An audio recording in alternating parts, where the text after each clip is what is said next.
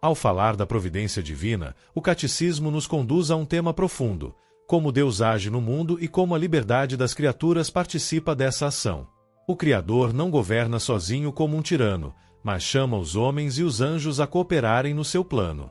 E mesmo diante do mistério do mal, a fé nos ensina a confiar que nada escapa ao olhar e ao cuidado de Deus. Este bloco do catecismo, dos parágrafos 306 a 324, nos ajudará a compreender como a providência divina respeita a liberdade, conduz a história e transforma até o sofrimento em caminho de salvação. Deus é o Senhor soberano de seu desígnio. Mas, para sua realização, ele se serve também da colaboração das criaturas. Isto não é um sinal de fraqueza, mas da grandeza e bondade do Deus Todo-Poderoso. Com efeito, Deus dá às suas criaturas não só a existência, mas também a dignidade de agirem por si mesmas, de serem causas e princípios umas das outras e de cooperarem, assim, na realização do seu desígnio.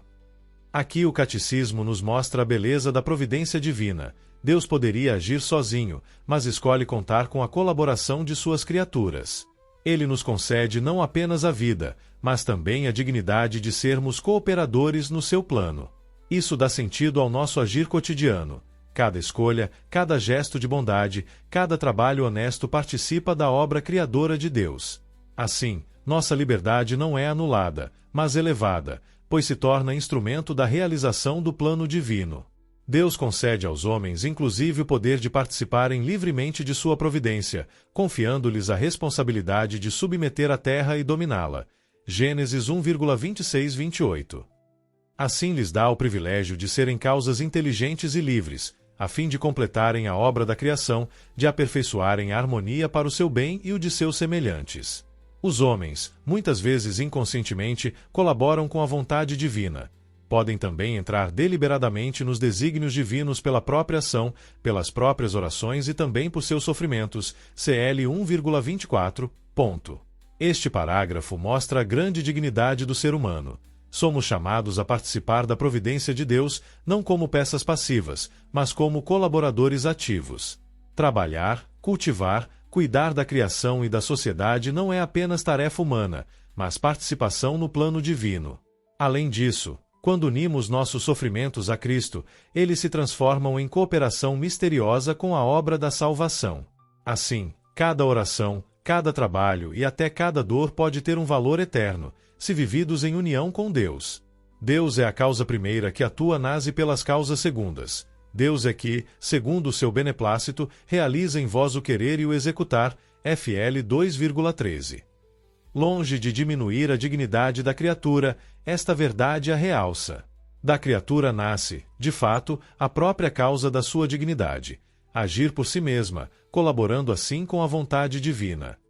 Aqui o catecismo nos ensina a relação profunda entre a ação de Deus e a ação das criaturas. Ele é a causa primeira, e nós somos causas segundas. Isso significa que nada escapa de seu governo, mas ao mesmo tempo nossas escolhas são reais e têm peso. Deus age em nós e por meio de nós, sem destruir nossa liberdade. Pelo contrário, é justamente essa ação divina que dá à nossa vida dignidade e sentido. Agir segundo a vontade de Deus é participar da obra do Criador, deixando que Ele realize em nós o querer e o fazer. Se Deus Pai Todo-Poderoso, Criador do mundo ordenado e bom, cuida de todas as suas criaturas, por que existe o mal? A esta questão tão premente quanto inevitável, tão dolorosa quanto misteriosa, nenhuma resposta rápida bastará. É o conjunto da fé cristã que constitui a resposta a tal questão: a bondade da criação, o drama do pecado, o amor paciente de Deus, que vem ao encontro do homem por suas alianças, pela encarnação redentora de seu Filho, pelo dom do Espírito, pela reunião da Igreja, pelos sacramentos, pela vocação à vida bem-aventurada a qual as criaturas livres são convidadas a consentir antecipadamente, mas a qual também, por um mistério terrível, podem desde já recusar. Não existe um ponto do qual se possa dar a resposta ao problema do mal, mas todo o conjunto da fé cristã o constitui. Aqui o catecismo aborda a grande pergunta da humanidade: se Deus é bom e todo-poderoso, por que existe o mal? Essa questão não tem uma resposta simples, pois toca o mistério da liberdade e da salvação. A fé cristã nos convida a olhar o problema do mal dentro do conjunto da história da salvação, o mundo criado bom, a realidade do pecado, e sobretudo a resposta de Deus no seu amor paciente, que culmina em Cristo, na sua encarnação e na redenção. O mal permanece um mistério doloroso, mas não sem sentido, pois à luz de Cristo percebemos que Deus é capaz de transformar até o mal em ocasião de graça e de vida nova. Mas, por que Deus não criou um mundo tão perfeito que nele não pudesse existir nenhum mal? Em sua potência infinita, Deus poderia sempre criar algo melhor. Contudo, em sua sabedoria e bondade infinitas, Deus quis livremente criar um mundo em estado de caminho rumo à sua perfeição última. Este devir comporta, no desígnio de Deus, junto com a aparição de certos seres, o desaparecimento de outros, junto com o mais perfeito, também o menos perfeito, junto com as construções da natureza, também as destruições. Com o bem físico, existe também o mal físico, enquanto a criação ainda não tiver atingido a sua perfeição. Este parágrafo nos recorda que o mundo criado não está pronto em sua forma definitiva, mas em caminho de aperfeiçoamento. Por isso, dentro da ordem da criação, existem limitações, fragilidades, morte e destruições naturais. Tudo isso não é sinal de ausência de Deus, mas expressão de que a criação está em processo, avançando para a plenitude que só alcançará em Deus. O chamado é confiar na sabedoria do Criador. Mesmo diante do mal físico, ele conduz tudo para o bem maior. Os anjos e os homens, criaturas inteligentes e livres, devem caminhar para seu destino último por livre escolha e amor preferencial. Podem, portanto, desviar-se. De fato, pecaram. É assim que o mal moral, incomparavelmente mais grave que o mal físico, entrou no mundo. Deus, de modo algum, nem direta nem indiretamente, é causa do mal moral. Ele, porém, o permite, respeitando a liberdade de sua criatura, e misteriosamente sabe tirar dele o bem. Pois o Deus Todo-Poderoso, por ser sumamente bom, jamais deixaria qualquer mal existir em suas obras, se não fosse poderoso e bom o suficiente para, do próprio mal, fazer surgir o bem. Santo Agostinho, Enchiridion 11,3. Aqui o catecismo aborda o mal moral, isto é, o pecado. Ele nasce da liberdade das criaturas inteligentes, anjos e homens, que foram criados para amar, mas que podiam rejeitar a Deus. Deus nunca é a causa do pecado, mas permite o uso da liberdade, ainda que errado, e em sua infinita sabedoria é capaz de tirar um bem até do mal. Esse ensinamento de Santo Agostinho é fundamental. Deus não permitiria o mal se não fosse capaz de transformá-lo em ocasião de um bem maior. Assim, o pecado não tem a última palavra. A misericórdia de Deus é mais forte. Assim, com o tempo, é possível descobrir que Deus, em sua providência todo-poderosa, pode tirar um bem das consequências de um mal. José foi vendido por seus irmãos, mas Deus transformou esse crime em meio de salvar seu povo. Gênesis 45,8, 50,20. Da cruz, o mal moral mais grave já cometido, Deus tirou o maior dos bens, a glorificação de Cristo e nossa redenção. Contudo, o mal nem por isso se torna um bem. Deus não é indiferente ao mal, mas o insere em seu plano de forma misteriosa, transformando-o em caminho de vida. O Catecismo nos dá dois exemplos grandiosos. José do Egito, cujo sofrimento e injustiça foram instrumentos para salvar muitos, e sobretudo a cruz de Cristo, onde do maior mal da história nasceu a salvação do mundo. Isso nos ensina a olhar nossas dores e provações com esperança. Mesmo aquilo que parece absurdo pode se tornar, em Deus, fonte de vida nova. Contudo, é importante lembrar, o mal nunca deixa de ser mal, mas a graça de Deus o vence e o supera. Assim, com Santa Catarina de Sena, tudo provém do amor, tudo é ordenado para a salvação do homem. Deus faz tudo somente com esse fim. Diálogo sobre a Divina Providência, 4,138. E Santo Tomás Moro, pouco antes de seu martírio, nada pode acontecer senão aquilo que Deus quer. Ora, tudo o que Ele quer, por pior que nos pareça, é, no entanto, o melhor para nós. E Santa Joana d'Arc, creio que aquilo que Nosso Senhor ordena é para o bem. Este parágrafo nos apresenta três testemunhas luminosas da fé: Catarina de Sena, Tomás Moro e Joana d'Arc. Todos, em contextos diferentes, afirmaram com confiança que a providência de Deus conduz tudo para o bem. Não se trata de ingenuidade, mas de fé profunda, acreditar que até os acontecimentos dolorosos podem ser transformados por Deus em ocasião de salvação. Essa confiança é o segredo dos santos, enxergar, além das aparências, a mão amorosa do Pai que guia a história. Cremos firmemente que Deus é Senhor do mundo e da história. Mas os caminhos de sua providência nos são muitas vezes desconhecidos. Só no fim, quando terminar nossa visão parcial, quando virmos Deus face a face, Cor 13,12, plenamente conheceremos os caminhos pelos quais, mesmo através dos dramas do mal e do pecado, Deus terá conduzido sua criação até o repouso definitivo desse sábado, em vista do qual ele criou o céu e a terra. Este parágrafo nos recorda que a providência de Deus é um mistério. Muitas vezes não compreendemos seus caminhos, porque nossa visão é limitada. Só na eternidade veremos claramente como até os sofrimentos e dramas foram integrados ao desígnio de amor do Pai. A esperança cristã se fundamenta nesta certeza. Caminhamos para um sábado definitivo, um repouso eterno em Deus, quando toda a história será iluminada pela sua luz. Confiar na providência é aceitar viver hoje na fé, aguardando a plenitude da visão no céu. Na criação do mundo e do homem, Deus lançou o primeiro testemunho de seu amor onipotente e de sua sabedoria, o primeiro anúncio do seu desígnio benevolente, que encontra sua meta na nova criação em Cristo. Aqui o Catecismo nos recorda que a criação não é apenas um ato inicial de Deus, mas já é um anúncio do plano maior que se cumpre em Cristo. O mundo e o homem são o primeiro sinal do amor e da sabedoria divinos, destinados desde o princípio a alcançar sua plenitude na redenção e na nova criação. Isso significa que desde o Gênesis já está inscrita a promessa da Páscoa. A obra criadora de Deus tem como meta final a salvação em Jesus Cristo. O Catecismo lembra que toda a obra da criação não é ação isolada de uma pessoa divina, mas obra conjunta da Trindade. O Pai cria pelo Filho no Espírito Santo. O Pai é a fonte de tudo, o Filho é o Verbo por quem tudo foi feito, e o Espírito é o sopro vivificante que dá ordem e vida. Contemplar a criação com fé é reconhecer nela o reflexo da Trindade, que desde o princípio age em comunhão perfeita de amor. Assim, o mundo criado é sinal e participação da vida trinitária. A criação é obra comum da Santíssima Trindade.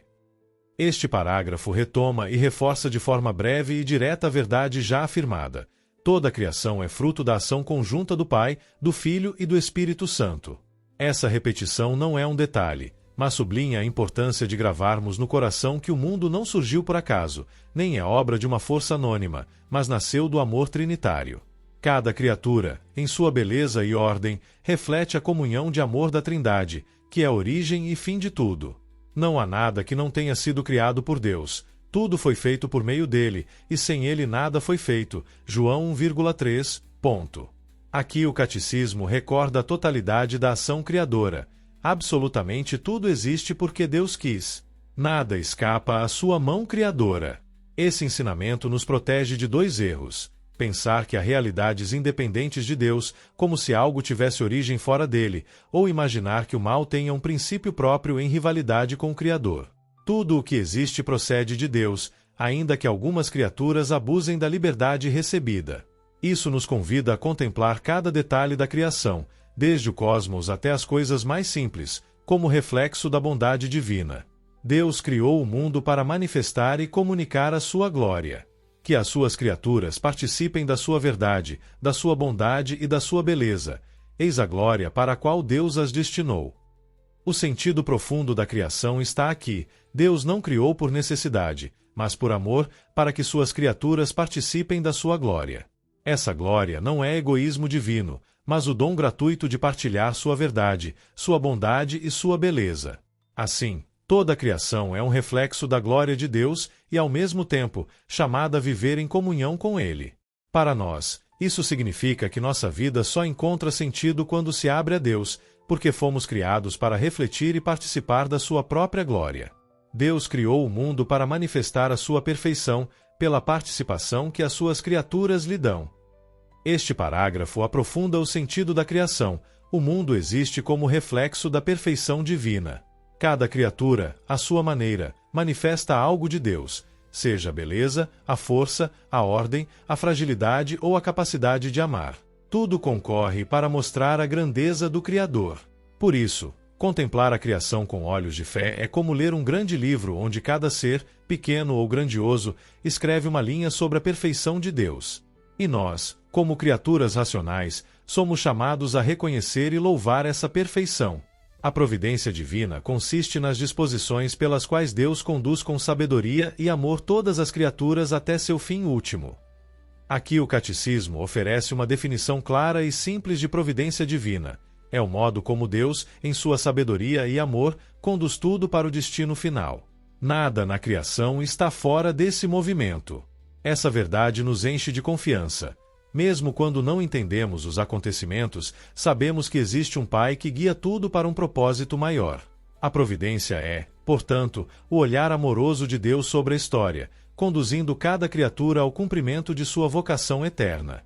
Cristo nos convida ao abandono filial na providência do Pai do céu, Mateus 6,26-34, e o apóstolo São Pedro retoma: confiai-lhe todas as vossas preocupações, porque ele tem cuidado de vós, Pedro 5,7. O coração da fé na providência está no convite de Jesus, viver como filhos que confiam no Pai. Ele nos pede para não sermos dominados pela ansiedade do futuro, mas para buscarmos primeiro o reino, certos de que tudo mais nos será dado. São Pedro reforça essa mesma certeza. Podemos entregar a Deus nossas preocupações, porque Ele cuida de nós. Essa atitude não é passividade, mas confiança ativa, que nos liberta do medo e nos dá serenidade para viver cada dia com esperança. A providência divina é também a ação de Deus pelas criaturas. Deus confia às criaturas não só a existência, mas também a dignidade de agirem por si mesmas, de serem causas e princípios umas das outras, cooperando assim no cumprimento do seu desígnio. A permissão divina do mal físico e do mal moral é um mistério que Deus esclarece em seu Filho Jesus Cristo, morto e ressuscitado, por meio do qual o mal não cessa de ser um mal, mas é, no entanto, transformado em bem. A fé nos dá a certeza de que Deus não permitiria o mal, se do próprio mal não fizesse surgir o bem, por caminhos que conheceremos plenamente somente na vida eterna. Aqui encontramos a síntese do que o Catecismo nos ensinou sobre o mistério do mal. Deus não é a causa do mal, mas o permite em sua providência, sempre com a finalidade de tirar dele um bem maior. Essa verdade se ilumina na cruz e ressurreição de Jesus, o maior mal da história. A morte do Filho de Deus inocente tornou-se a fonte da salvação para toda a humanidade. Assim, mesmo quando enfrentamos sofrimentos incompreensíveis, a fé nos assegura que Deus tem um propósito maior, que só será plenamente revelado na eternidade. Confiar nisso é viver na esperança e na certeza de que a vitória final pertence a Cristo. Neste bloco do Catecismo, contemplamos a providência divina em toda a sua profundidade. Deus não governa o mundo de modo solitário ou despótico, mas chama anjos e homens a cooperarem livremente no seu plano. Ele é a causa primeira, mas nos dá a dignidade de sermos causas segundas, capazes de agir, trabalhar, rezar e até oferecer nossos sofrimentos como parte da sua obra de amor.